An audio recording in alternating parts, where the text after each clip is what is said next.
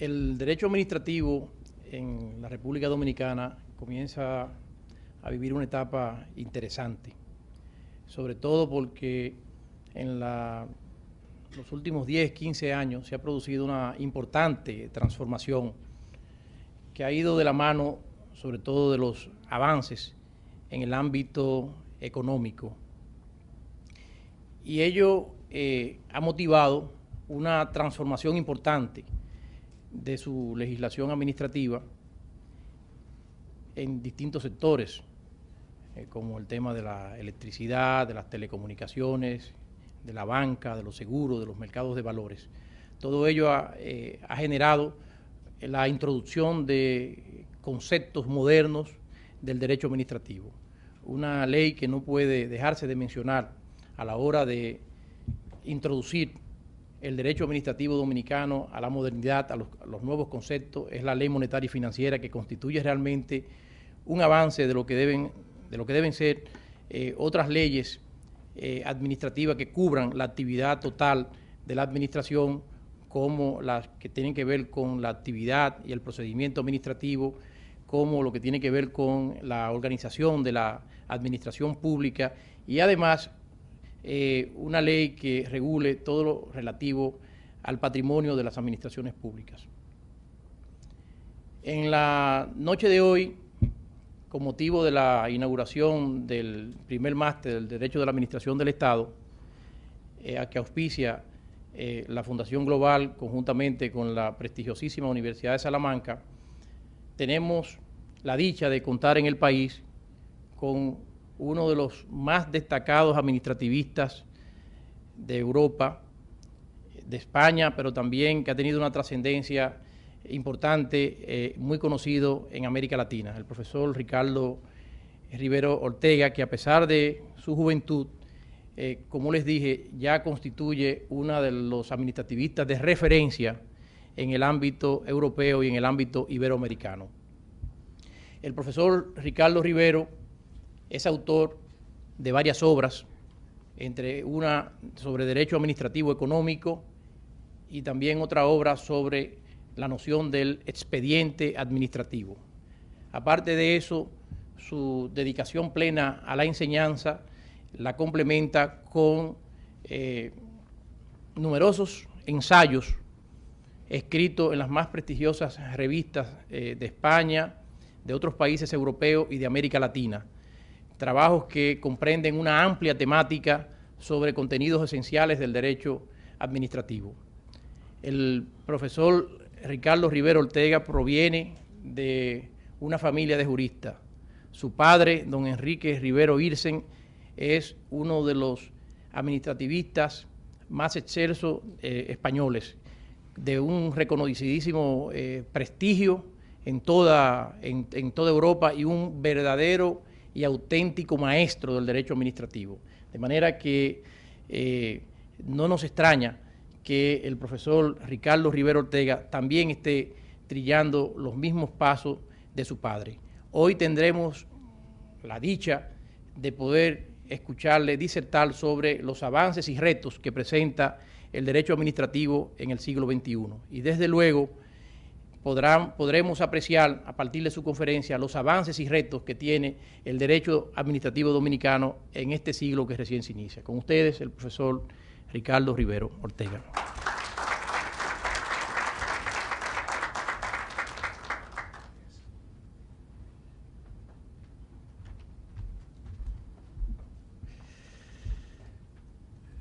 Buenas noches.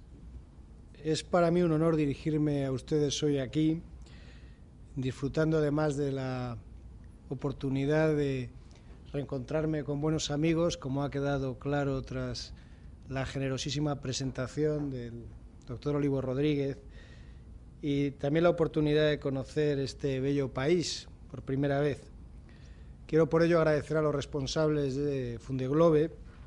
su iniciativa de emprender este máster en Derecho de la Administración del Estado, iniciativa muy oportuna desde mi punto de vista, así como la excelente acogida que me ha brindado su director, el doctor Ramón Flores, y los dos coordinadores del máster, María Elizabeth Rodríguez y Olivo Rodríguez Huertas. Considerándome además un administrativista comprometido con América Latina, siempre me interesa acercarme a la evolución de sus instituciones, en estos días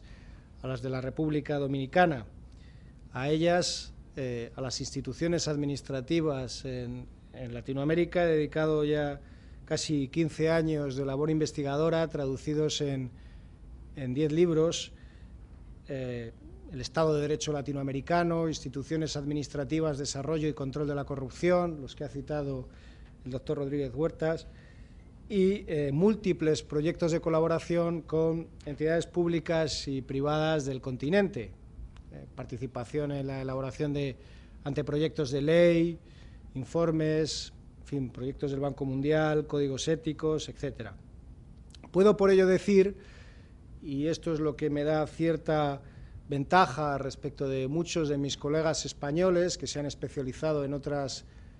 ramas del derecho administrativo, que tienen otras líneas de investigación.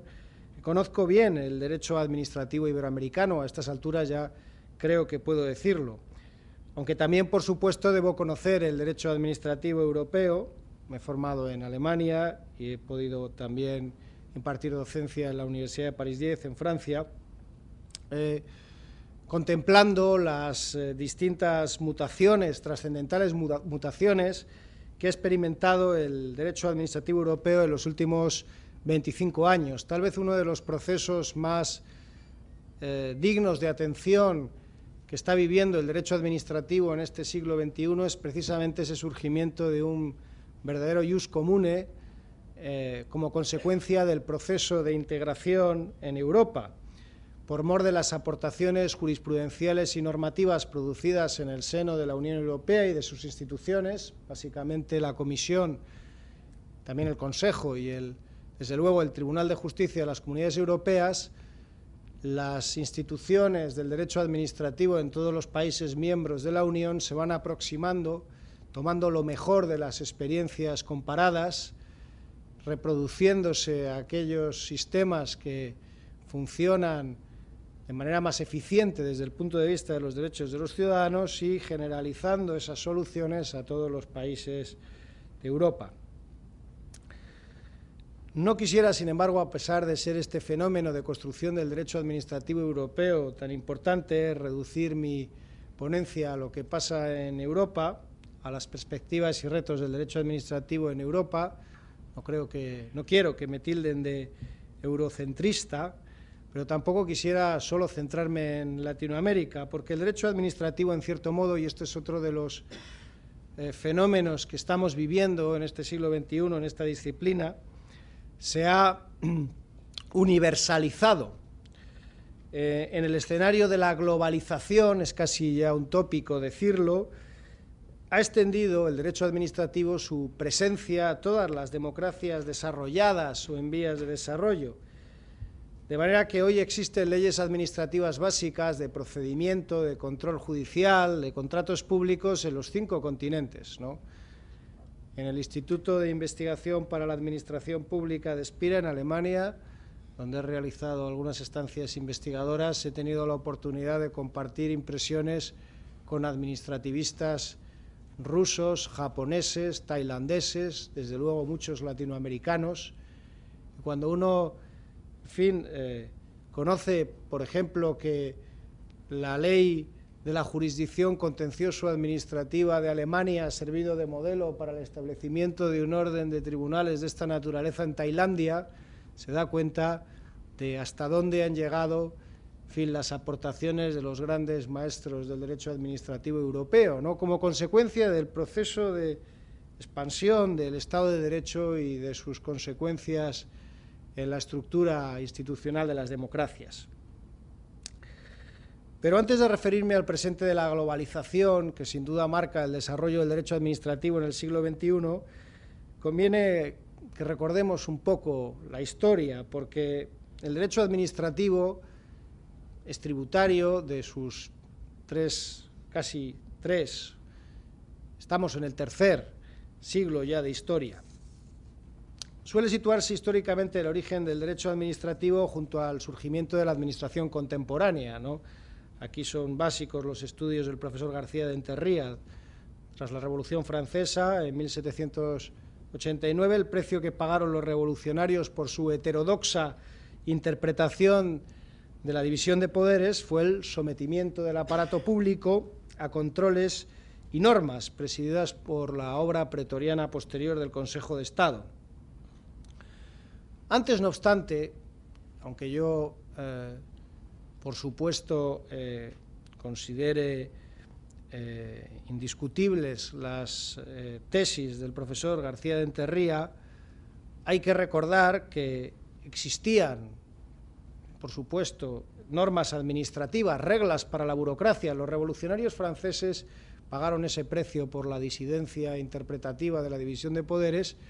pero no inventaron la burocracia. Napoleón realizó una aportación trascendental a la estructura, a la organización de los estados, los aparatos de los estados, pero mucho antes de Napoleón y de la Francia revolucionaria encontramos en la historia ejemplos de burocracias desarrolladas, sin ir más lejos, en la burocracia de los Austrias en el siglo XVI, a uno y otro lado del Atlántico. Yo he podido estudiar las normas de procedimiento administrativo de aquella época, destacadamente las que presidían el funcionamiento de la administración de Felipe II, no en vano conocido como el rey papelero, ninguna definición mejor del líder de una burocracia, ¿no?, con esa referencia al papel, y he encontrado importantísimos paralelismos en aquella regulación del procedimiento administrativo y muchas de las actuales, ¿no? Es decir, allí donde existe un aparato desarrollado del poder público que pretende además funcionar de acuerdo a cierta racionalización, inevitablemente surgen reglas de control que no se extienden a los monarcas en aquel periodo, pero sí al resto de los funcionarios públicos. Por cierto, que algunas de las reglas de control del gasto de la época de los Austrias, marcadas por el afán de los monarcas de no perder ni un ápice de las riquezas acumuladas como consecuencia de la explotación de la conquista, podrían servirnos hoy para evitar la ineficiencia en el gasto público. Así que no siempre esas viejas normas administrativas de las burocracias imperiales tienen por qué ser precisamente menos acabadas o menos, en fin, perfeccionadas que las actuales.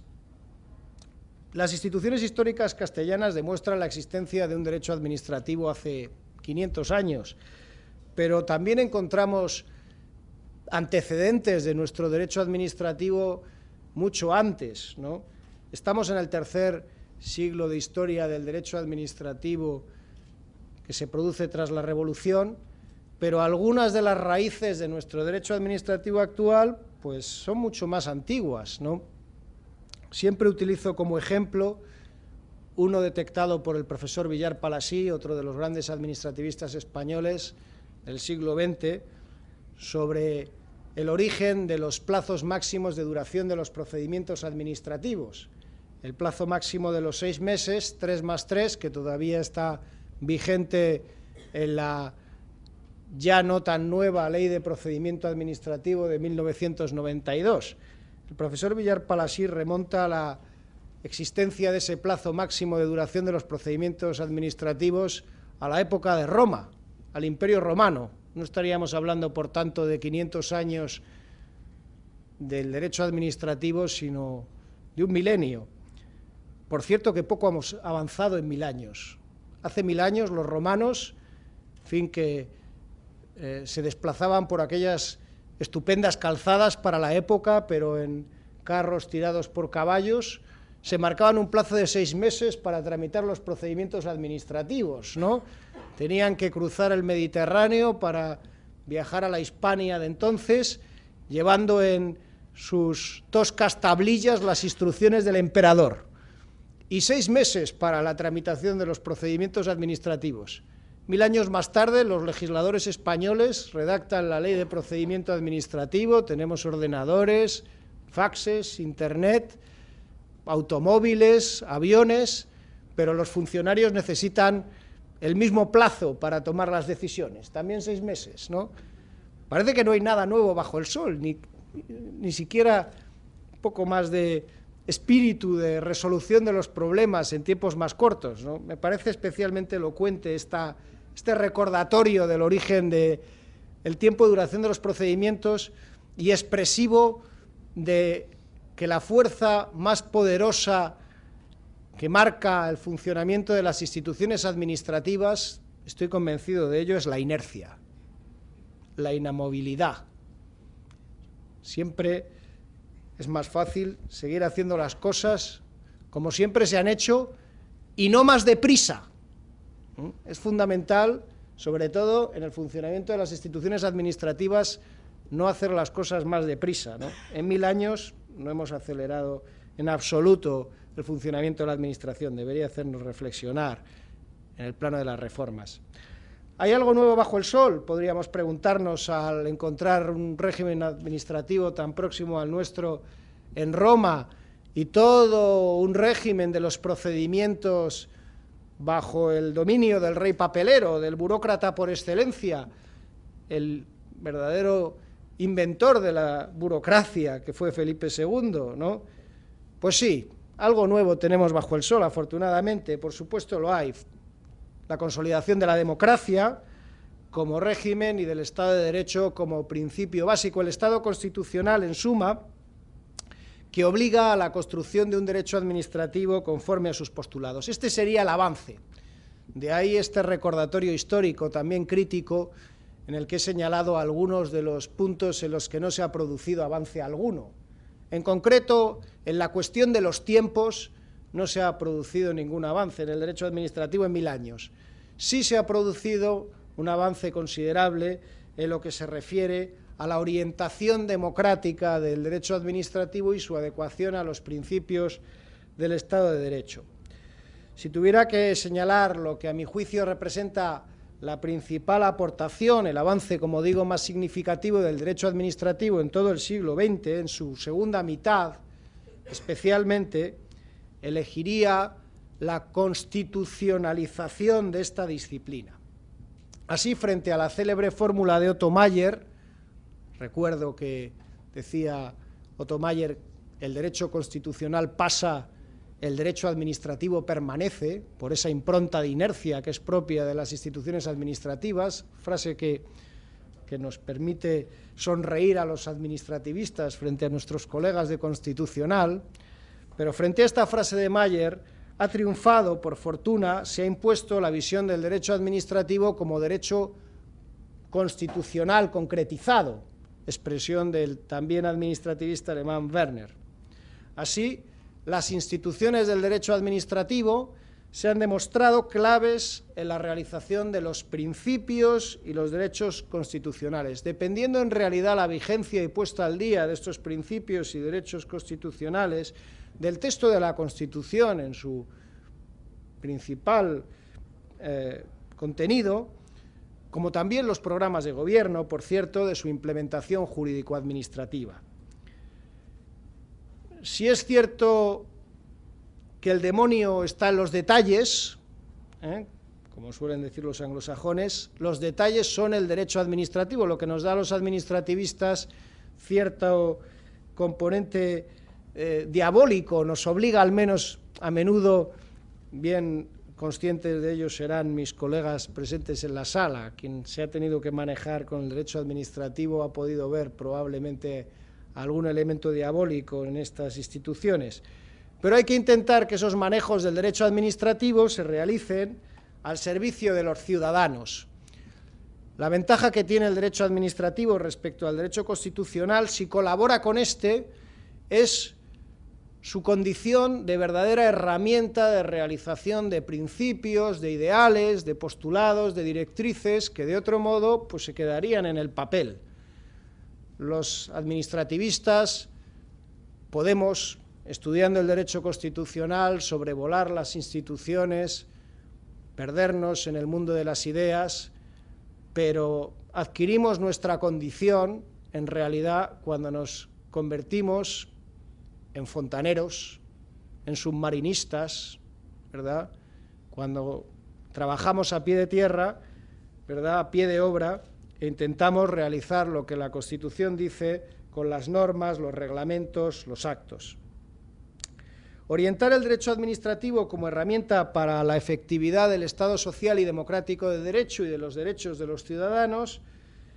ha favorecido sin duda numerosos avances. Esta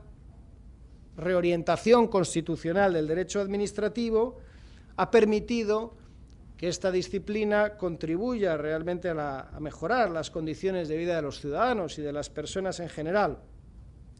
como también puede considerarse un elemento decisivo del desarrollo, puesto que si se mejora la condición, la calidad de vida de los ciudadanos, sus derechos, se está contribuyendo, en mi opinión, también al desarrollo, en una comprensión de este concepto no vinculada únicamente a las cifras económicas de un país, sino también al grado de libertad, confianza y esperanza de las personas que viven en él. Y en las últimas décadas del siglo XX se ha producido en muchos países este proceso. Recordaría que la Ley de Procedimiento Administrativo de los Estados Unidos, la Ley Federal de Procedimiento Administrativo, es de mediados del siglo pasado, de los años 40 del siglo pasado. Posteriores son tantas otras leyes administrativas de procedimiento y de otras materias que pueden interpretarse en clave democrática y de mejora de los derechos. Así, las leyes de transparencia, como la que ha sido aprobada en la República Dominicana, de acceso a la información administrativa, avances importantes. Pero es aún mucho lo que resta por hacer en este sentido. Aunque hace más de 50 años se inicia el proceso que describo de constitucionalización del derecho administrativo, de puesta del derecho administrativo al servicio de los imperativos constitucionales, se nos plantean aún retos, tenemos aún necesidades de avanzar más en este sentido, incrementando, contribuyendo a incrementar la calidad democrática y favoreciendo así el desarrollo. Se trata, este sería uno de los principales retos, desde mi punto de vista, uno de los dos grandes retos que se nos ponen por delante los administrativistas en el siglo XXI, de poner en el centro del derecho administrativo a las personas y sus derechos. Después voy a hablar también de competitividad económica, de la mejora de la competitividad económica en el escenario de la globalización, pero deliberadamente sitúo en primer lugar la necesidad de mejorar los derechos de las personas en sus relaciones con la administración como principal reto del derecho administrativo. Porque aunque hayamos obtenido buenos resultados en algunos aspectos del Estatuto del Ciudadano en sus relaciones con la administración, lo que queda por hacer es mucho. En Europa, la palanca que está permitiendo una mejora del Estatuto del Ciudadano en sus relaciones con la administración pública es el nuevo derecho a la buena administración, derecho que ha pasado de las tradiciones administrativas de algunos Estados miembros a la jurisprudencia del Tribunal de Justicia de las Comunidades Europeas y de ahí a la Carta de Derechos incorporada después a la, por desgracia, abortada Constitución Europea o tratado por el que se establece una Constitución para Europa, hoy paralizado tras el resultado negativo de la consulta en Irlanda sobre el mismo texto. Pese a este relativo fracaso del proyecto constitucional europeo, el derecho a la buena administración, que incorpora el deber de motivar los actos administrativos, el derecho a la audiencia, a ser consultado antes de la toma de las decisiones administrativas que afecten al ciudadano, la transparencia y el acceso a información pública y la posibilidad de exigir responsabilidades a las autoridades y funcionarios, ha sido recibido en numerosos países e implementado en la legislación de cierto nivel, en el caso español en los estatutos de autonomía, que son las normas básicas de funcionamiento de las entidades políticamente descentralizadas, de manera que ha pasado a formar parte del ordenamiento cuasi constitucional por integrarse en el bloque de la constitucionalidad. Esta recepción del derecho a la buena administración, además, ha propiciado la realización de toda una serie de reformas normativas, de la aprobación de leyes, también de algunos reglamentos que mejoran considerablemente la situación del ciudadano en sus relaciones con las administraciones públicas, códigos de derechos, leyes que incrementan las posibilidades de exigir el cumplimiento de los deberes a la administración pública de parte de los ciudadanos, en fin, en una experiencia verdaderamente competitiva entre las comunidades autónomas para demostrar su verdadera voluntad de incrementar, de mejorar el estatuto de los ciudadanos en sus relaciones con la administración. Lo que todavía puede hacerse en este sentido es mucho, más allá de las cartas de derechos, que recoge el derecho español en la Ley 3092 y en las leyes autonómicas, se pueden realizar todavía reformas en aspectos concretos del derecho administrativo, apenas discutidos hasta ahora y que, sin embargo, son muy relevantes desde este punto de vista de mejorar la posición de la persona en sus relaciones con el poder público. Voy a poner algunos ejemplos concretos que pueden mostrarles todo los retos que tenemos por delante. Por ejemplo, en primer lugar, el silencio administrativo, figura bien conocida también en el derecho de la República Dominicana y desde mi punto de vista, me voy a atrever a ser radical, lo he sido también en mi obra científica en España e incluso en artículos publicados en prensa periódica, figura absolutamente inaceptable en una democracia, en un Estado de Derecho. Me atrevo a ser radical porque no he sido yo únicamente el que ha calificado de escándalo en el Estado de Derecho al silencio administrativo. Uno de los más insignes presidentes del Tribunal Supremo y del Consejo General del Poder Judicial, juez de gran prestigio que ha tenido mi país, Federico Carlos Sainz de Robles, publicó un artículo hace ya años precisamente con ese título, El silencio administrativo, un escándalo en el Estado de Derecho. El silencio administrativo es una institución, desde mi punto de vista, incompatible con la democracia, puesto que si la democracia representa el reconocimiento del poder del ciudadano de decidir y de participar en la vida pública y su consideración como sujeto activo de los procesos políticos y administrativos, no cabe ya seguir tratando al ciudadano como si un objeto mero administrado, destinatario pasivo de la actividad administrativa se tratara. El ciudadano tiene que ser considerado como un verdadero interlocutor a todos los efectos del poder público. Y con el interlocutor hablamos, no callamos. Es cierto que en las relaciones entre particulares el silencio tiene un significado bien preciso, implícito, aunque también tiene que ser interpretado, ¿no? Pero en las relaciones entre el poder público y los ciudadanos el deber de servicio impone, en todo caso, la obligación de dar una respuesta a las solicitudes y pretensiones formuladas por los ciudadanos. En mi opinión, aunque esto es muy duro desde el punto de vista de los administradores públicos, en ningún caso debería ser tolerada una callada, un silencio, una falta de contestación por parte de la administración pública a las pretensiones de los ciudadanos. En este momento, en la comunidad de Castilla y León, en la que se encuentra ubicada la provincia de Salamanca, estamos trabajando por encargo del Gobierno regional en un anteproyecto de ley de derechos de los ciudadanos que intentará con distintos mecanismos poner fin a la figura del silencio administrativo. No bastan con las reformas emprendidas hasta ahora en el derecho español, básicamente la reforma de 1999,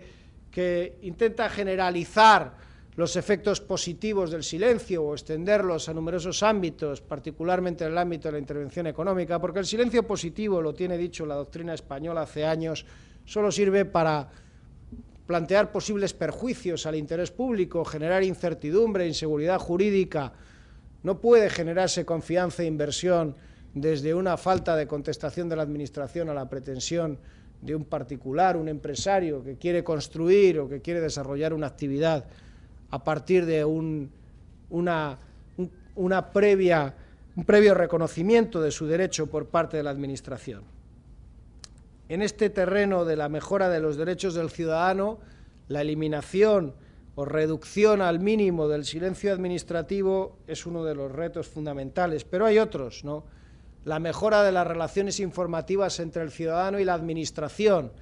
la posibilidad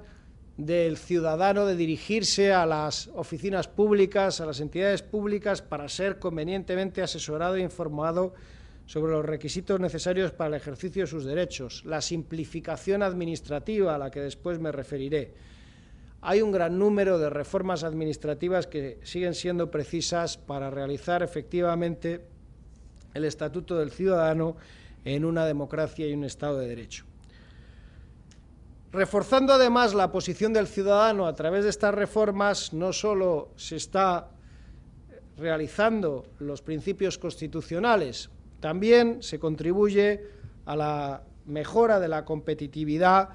y a la capacidad de crecimiento de una economía de cualquier país en el escenario de la globalización, como voy a intentar demostrar. Los europeos somos muy conscientes de la necesidad de mejorar nuestra competitividad. Las economías europeas, los países de Europa, sufren, particularmente España, tenemos un serio problema en este punto, una crisis de competitividad, además de la crisis financiera internacional que todos estamos padeciendo. En el caso español y en la comparativa con el resto de Europa, se plantea un problema serio de pérdida de competitividad.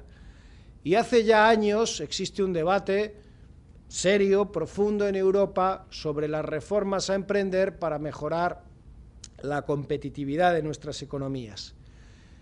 El resultado de ese debate es la llamada Estrategia de Lisboa, que se ha volcado sobre una norma de considerable importancia, en la que me voy a detener ahora, y que creo puede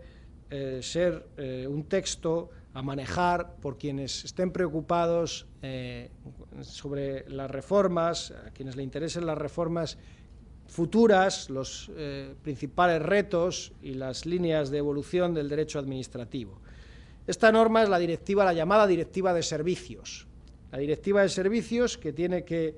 implementarse en todos los países miembros de la Unión antes de finalizar el año próximo, antes del 1 de enero de 2010, es, curiosamente, una norma cargada de instrucciones, de reflexiones sobre el derecho administrativo. Cuando se inició el debate sobre la Directiva de Servicios, se planteó, se discutió sobre todo su contenido puramente económico y mercantil. Y efectivamente la Directiva de Servicios tiene un buen número de artículos, de contenidos, de prescripciones que afectan a la ordenación de los sectores económicos, fundamentalmente el comercio, y la liberalización de ciertas actividades mercantiles y profesionales. Pero la Directiva de Servicios, que como digo, traduce o incorpora la Estrategia de Lisboa para la mejora de la competitividad de las economías europeas, hay un buen número de reformas administrativas planteadas. ¿Qué reformas? Muchas coinciden, curiosamente, con las mejoras del derecho administrativo dirigidas a favorecer una posición más sólida del ciudadano en sus relaciones con la administración pública. Reformas que tienen que ver con la simplificación de los procedimientos administrativos. Hay la eliminación de los trámites innecesarios. Esto de que los procedimientos administrativos duren 3 meses o 6 meses. ¿Cómo podemos seguir contando el tiempo de duración de los procedimientos administrativos en meses? ¿Qué lógica empresarial o económica de nuestro tiempo computa en meses? Los tiempos de la globalización son tiempos de horas, de días, de semanas, en ningún caso de meses, nunca de años. La simplificación de los procedimientos administrativos, la eliminación de todo trámite que no sea absolutamente necesario, justificado, proporcionado, es una de las exigencias básicas de esta Directiva de Servicios, no la única. La eliminación de todas las autorizaciones, de los controles